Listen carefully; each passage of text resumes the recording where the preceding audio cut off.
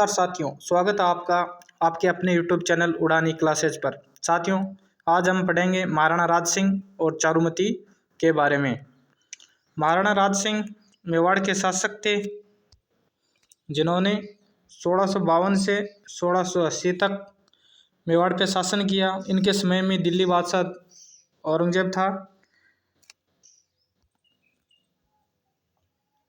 औरंगजेब का मेवाड़ पर आक्रमण करने के मुख्यतः दो कारण थे।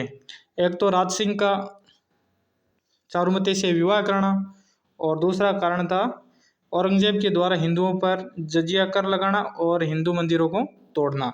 ये मुख्यतः है मेवाड़ पर औरंगजेब के आक्रमण करने के मुख्यतः दो कारण थे। अब हम देखते हैं कि चारुमती कौन थे। चारुमती रूपनगर के राठौड़ राजा चारुमती थी रूपनगर के राठौड़ राजा रूप सिंह की पुत्री थी। औरंगजेब चारुमती से विवाह करना चाहता था, लेकिन चारुमती औरंगजेब से विवाह नहीं करना चाहती थी। तो चारुमती ने महाराणा राज सिंह को चारुमती संदेश भेजती है। महाराणा राज सिंह संदेश को पढ़कर चारुमती से विवाह करने के लिए राजी हो जाते हैं, और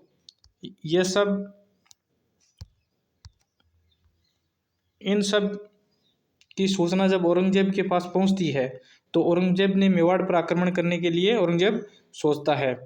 तो महाराणा राज सिंह के सेनापति थे सलुम्बर रावत, रतन सिंह चुंडावत। ये थे राज सिंह के सेनापति थे, और हरावल का नेतृत्व यही करते थे।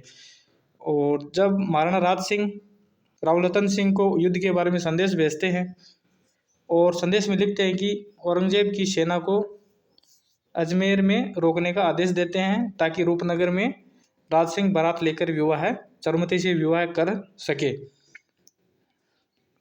सलुम्बर रावत रतन सिंह की शादी को मात्र अभी 7 दिन हुए थे। रतन सिंह की शादी हाड़ी रानी, जिनको सैल कंवर के भी नाम से भी जाना जाता है, के साथ अभी हुई थी। मात्र 7 दिन हुए थे शादी को, और महाराणा राज सिंह का संदेश रावल रतन सिंह के पास पहुंच जाता है। जब रावल रतन सिंह के पास ये संदेश आता है, तो रतन सिंह युद्ध के बारे में काफ़ी सोच विचार करते हैं, और युद्ध में जाने के लिए तैयार नहीं होते हैं। लेकिन हाड़ी रानी के द्वारा समझाने पर रतन सिंह युद्ध में जाने के लिए तैयार हो जाते हैं, और रतन सिंह युद्ध के लिए निकल पड़ते हैं। कुछ समय बाद महल से निकलने के बाद रतन सिंह ने अपने सैनिक से रानी के पास जाने को कहा, और रानी की सेनानी यानी निशानी लाने को सैनिक को भेजते हैं। जब सैनिक रानी के पास सेनानी लाने के लिए जाता है, और रानी से सेनानी मांगता है, तो रानी सब कुछ महारानी रतन सिंह की व्यथा समझ जाती है, और वह रानी सोचती है कि मेरे कारण शायद रतन सिंह अपने कर्तव्य पर पूरा ध्यान नहीं रख पा रहे हैं, इसलिए रानी अपना सिर काटकर सैनिक को दे देते हैं। सैनिक आकर रतन सिंह को रानी का सिर दे देता है, तो रतन सिंह यह देखकर काफ़ी व्यथित हो जाते हैं, अचंभित हो जाते हैं।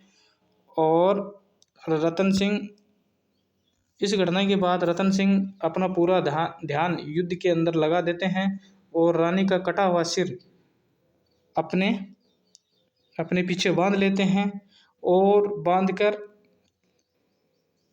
अलाउद्दीन की सेना से युद्ध करते हैं। और युद्ध में रावत रतन सिंह काफ़ी वीरता दिखाते हैं, और इसी वीरता के कारण अलाउद्दीन की सेना भाग जाती है, और अलाउद्दीन की सेना को हरा देते हैं।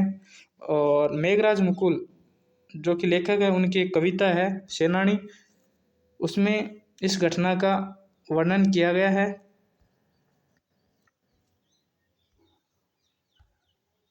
इसी के साथ आज का हमारा सेशन यहीं पे समाप्त होता है। मिलते हैं दोस्तों अगले सेशन में।